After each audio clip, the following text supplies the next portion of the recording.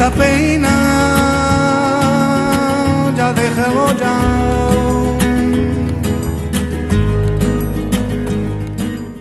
Proposition C, which gives the fire union inordinate leverage over the city in its contract negotiation process. Once that passes, the fire union will basically be able to take the city directly to court and get whatever provisions that they want into a contract, regardless of whether or not that's good for the city or good for the taxpayers, or even good for the members of the firefighters union. If the city loses control of its budgeting process in that fashion, then there will be no way to manage the city's finances in the future, and that will in turn cause our bond rating to go down. If our bond rating goes down, every time we need to borrow money to fix a park or to add more sidewalks, we're going to have to spend more money than we otherwise would have to get those projects, and which means that ultimately there will be fewer of them.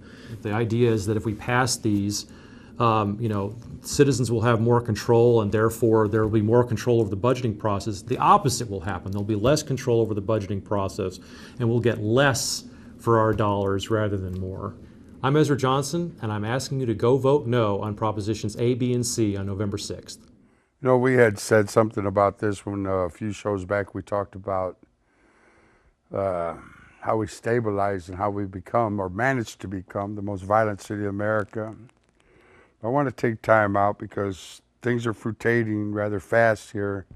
And, you know, we're at the weekend when they call vote no. And we as the citizens we the people of our city here acknowledging what's happening. But there was a young man, and his name was Kevin Cole. I hope I'm saying that right. And he was the chief finance officer there in Phoenix. As to what I just showed you with Ezra not wanting to acknowledge how we're managing, or how we've managed to let our city be taken from us. So, and this is important. This is really important because we're in a crisis. And if we don't wake up and look at what's happening here, we're going to lose what our city's been known for, and that's being one of the most historical cities that's being robbed and stolen from us because of the misgivings that are now on Proposition A, B, and C on the work that the fire department did and what we need to the citizens, what we quit needing to hear, because we have a mayor not wanting to accept the matters of fact. And that chronology's there. We've given them the ordinances. But this is this misgivings that we seem to be having throughout the United States, and I don't know how it happened. You know, even with what we've been following, why I'm going to be leaving for Washington tomorrow to test Wednesday on We the People versus the 50 states on this, and why this corruption is going on. But let me let you watch this. A recent Watchdog report estimated that almost half of all Americans think the U.S. justice system is corrupt. It is also approximated that over 2.5 million individual bribes are paid within the judicial system each year. So what's going on? Why are America's judges so corrupt? In the early 2000s, 2 Pennsylvania judges sent thousands of children to a juvenile detention center in exchange for financial kickbacks from detention center operators. This Kids for Cash scandal resulted in long prison sentences for the guilty parties and raised the issue of judicial corruption. Judges occupy a particularly privileged status within the judicial branch. Although federal judges and Supreme Court justices have lifelong terms, in many states, judges must still run for re-election. While elections are supposed to hold local judges accountable to their constituents, it can often create conflicts of interest, just as it does with politicians. One 2004 case, an Illinois judge won an appointment to the High Court, partially thanks to financial support from a large insurance agency. Suspiciously, the judge later voted to overturn a $1 billion lawsuit against that agency, leading to a federal investigation of the circumstances. As judges are usually unopposed in their rulings, they hold the power to make dishonest judgments for financial gain, as in the Kids for Cash scandal. In a 2013 case, a Texas state judge was convicted of receiving more than $250,000 in bribes and kickbacks in exchange for favorable rulings. Some judgments were even sold for as little as $300 apiece. Judges with tenure and lifelong terms also pose a problem because they are essentially incontrovertible. Alabama Supreme Court Justice Roy Moore has more than once defied popular higher court rulings because of his own religious bias. Most recently, he ordered state officials to refuse marriage licenses to gay couples. Few penalties have been levied against Moore for his actions, though. In 2015, the Southern Poverty Law Center officially filed an ethical complaint. The American judicial system plays one of the most important regulatory roles in society. While an overwhelming majority of judges play by the rules, the lack of oversight and accountability leaves the door wide open for corruption. Although a few government organizations like the Public Integrity Section study public officials, the investigation and prosecution of judges is a highly sensitive issue. Watchdog groups and media reports indicate that corruption is clearly present within the judicial system, but prosecution is difficult when those in question are the ones interpreting the law. While corrupt judges can fortunately be voted out if they are local, Supreme Court judges are here to stay for life, whether we love them or hate them. To find out why, watch our video here. What's the logic behind lifetime appointments? Well, the framers wanted judges to be as nonpartisan as possible by removing their need to run for re-election on various political platforms every few years. Federal judges are expected to be impartial in their court decisions in order to uphold the law. Thanks for watching Test Tube News today. Please remember to like and subscribe for more videos, and we will see you next time.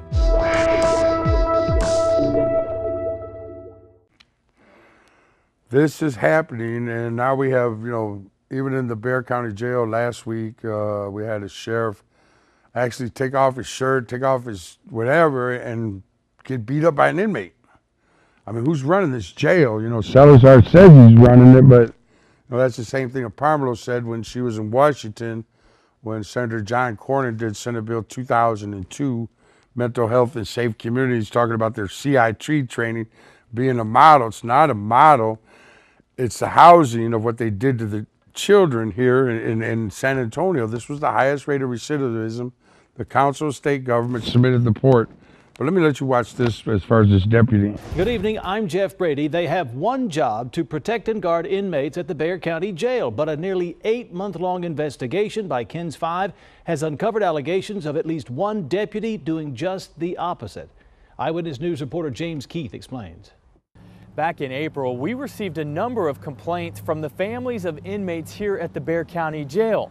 They all mentioned one detention deputy, Raul Gonzalez. They tell us he was orchestrating fights within the jail. According to an incident report, an inmate was found in a cell the morning of April 17th with a possible broken arm. The inmate claims 4 other inmates attacked him multiple times the afternoon before. Investigators said the injured inmate stated Deputy Gonzalez was opening the cell doors to allow them to come out. Another inmate told investigators he observed the injured inmate tell Deputy Gonzalez he wanted out of the unit after being assaulted, and Deputy Gonzalez took off his duress box and then went to the control panel and notified Suspect 1, Suspect 2, Suspect 3, and Suspect 4 who were assaulting another inmate. With the box, which is used by officers to call for help, now gone, witnesses say the men returned and attacked the injured inmate again, holding him down while one of them tried to sexually assault him. According to a witness, Suspect 1 was asking Deputy Gonzalez if they could fight other inmates in the left side of the day room after assaulting the injured inmate the first time. Deputy Gonzalez allowed it and opened the cell door. We obtained records that indicate in the same jail unit, BB, from April 11th through the 17th, there were 5 reports of inmates concerned for their safety and 4 complaints of assault. According to the documents, in one of the incidents, the inmate alleges 1st and 2nd detail officers are allowing assaults to occur. I contacted Sheriff Javier Salazar back in April when we were made aware of these allegations. Then, on June 2nd, Deputy Gonzalez's job was terminated. The district attorney says this is still an active investigation. James Keith, KENS 5, Eyewitness News. We're in a crisis, and if we don't come to the acknowledgement of what we had said when I had posted there as far as opioids in America and what the president is saying, that, we have the highest rate of murder in 47 years. You see what's going on in Chicago. we're having it here. We're trying to get a hold of it, but we're not getting that acknowledgement of what we were commissioners court for when we went with the constables, because they deal with this mental health crisis. They're the front line. That's why we'd asked to do with what we said with the chief. When let me let you watch what the chief said. Officer Cavazos, when I got up this morning, I was told that he had successfully completed surgery, although I'm told he has more surgeries to go.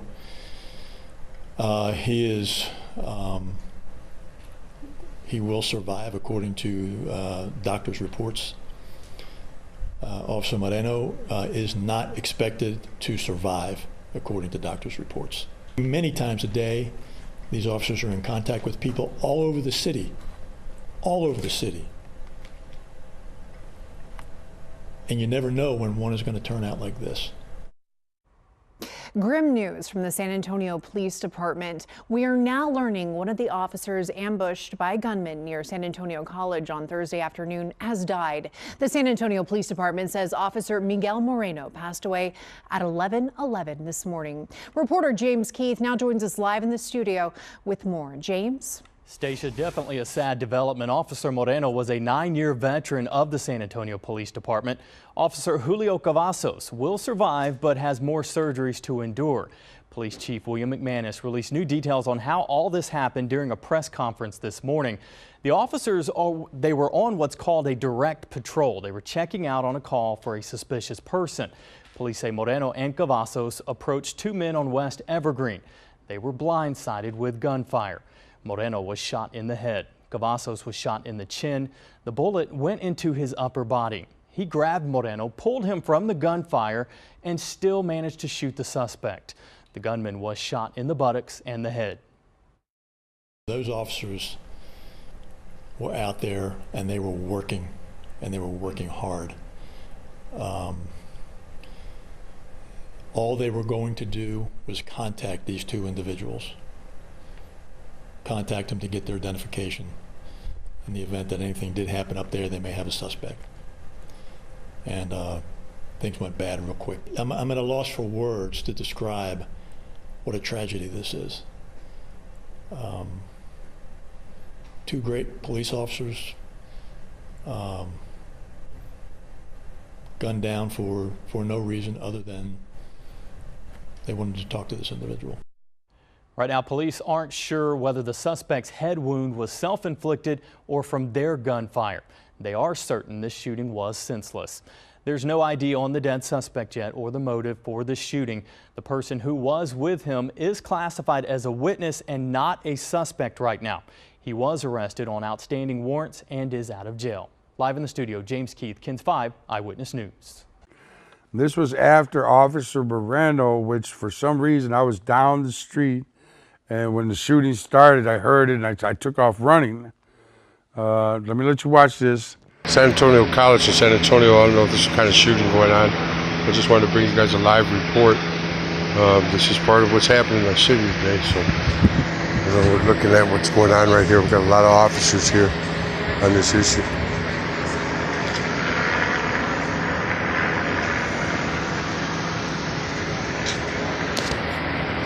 Yeah, hi, this is Fidel Castillo. You know, I've been an advocate with you guys, and we tried to tell the city when Ivy Taylor was trying to say that we were having a gang problem. We didn't have a gang problem, and we tried to tell her we have a mental health problem. You know, what's happening here today is shocking, you know, and this is where we need to call a town hall. We want Mayor Nurenberger to have a town hall on the mental health crisis. This is how we're going to make our community safe. We're going to not keep investing on promoting gang violence in our city. We have a mental health crisis here today, and this is blatant here. These are officers that have been shot, and we have people out here in our city that need help.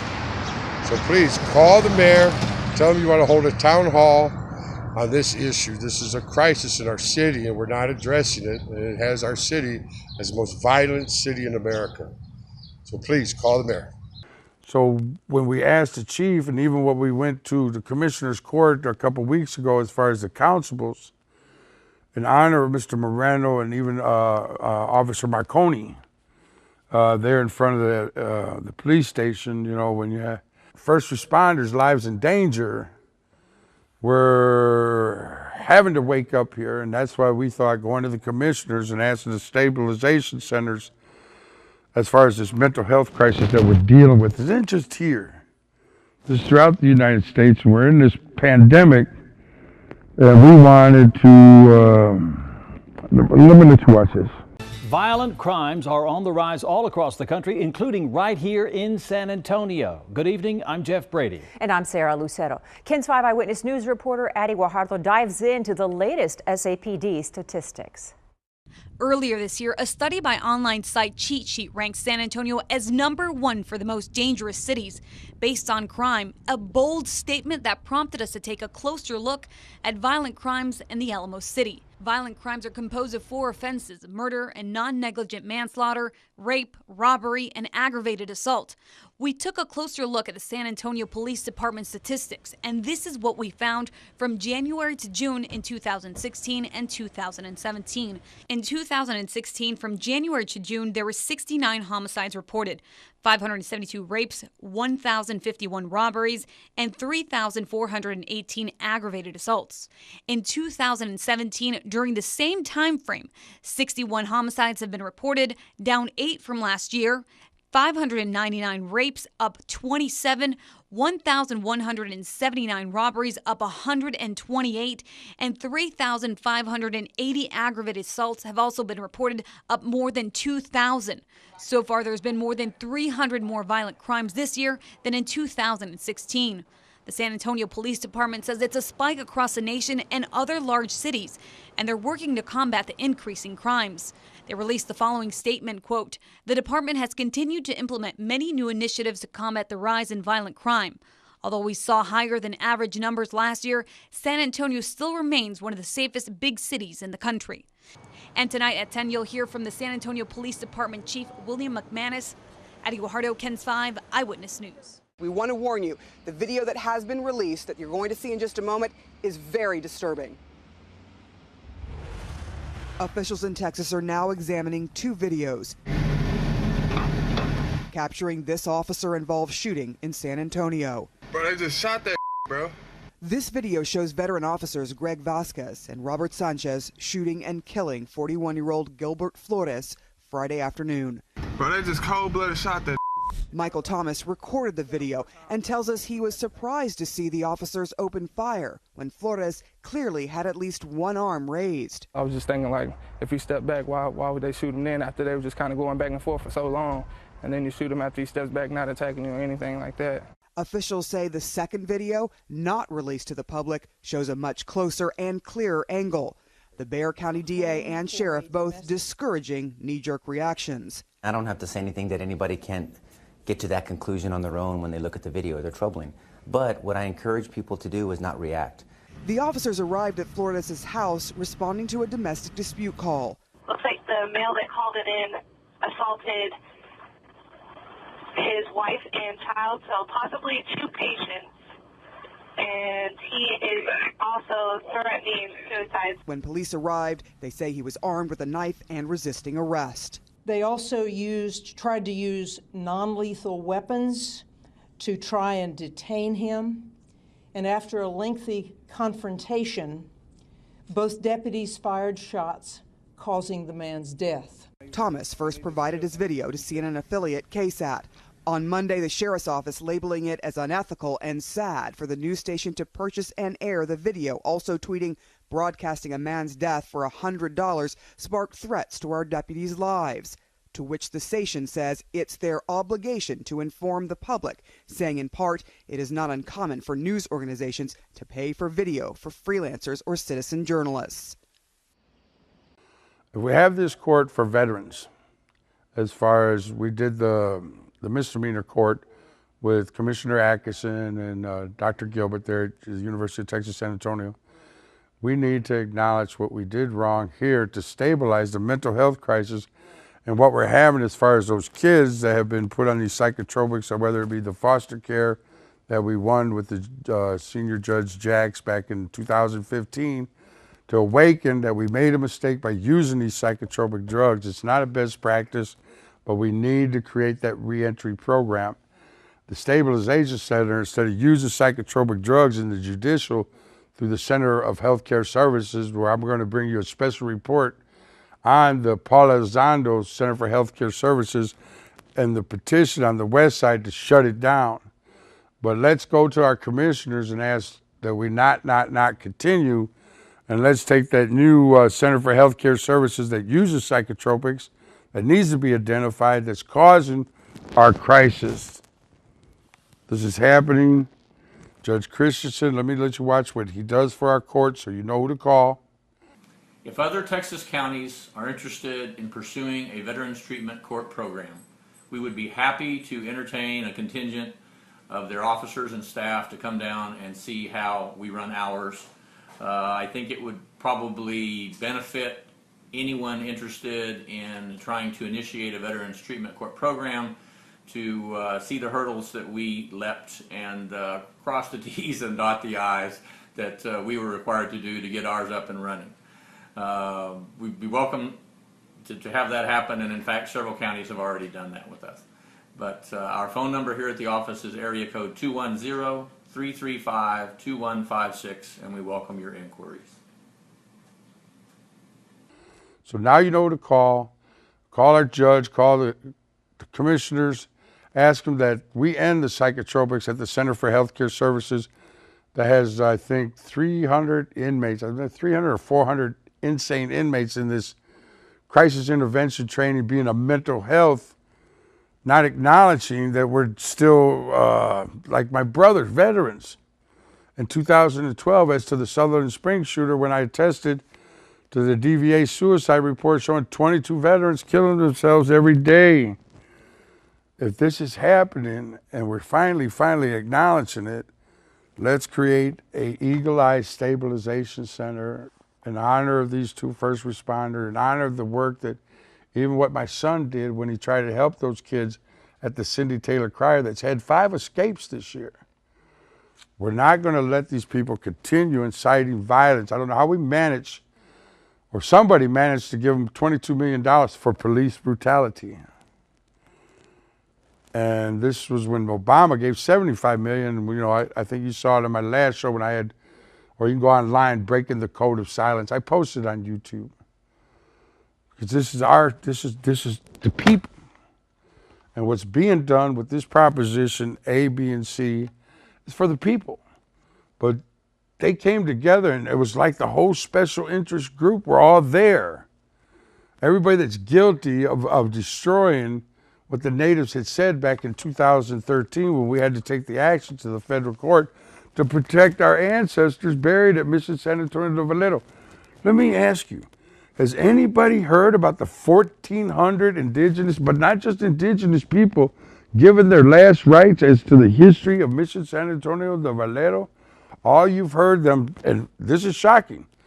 I'm going to a testimony on removing these heroes from the Alamo curriculum.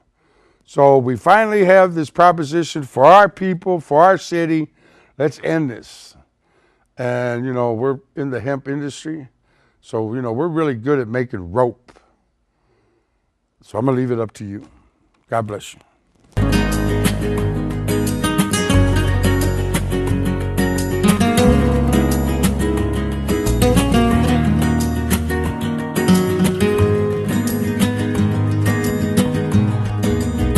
Yo sé que un día volverá.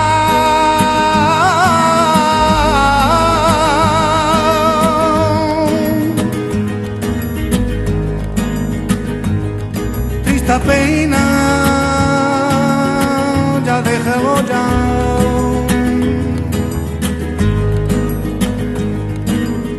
Yo sé que un día volverá.